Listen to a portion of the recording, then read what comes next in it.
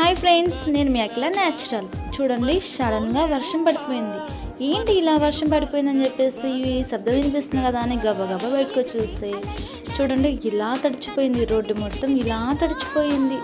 చూడంగానే అయ్యో ఏంటి ఇలా వర్షం పడిపోతుంది అని చెప్పేసి ఫాస్ట్గా బ్యాక్ వచ్చేస్తాను.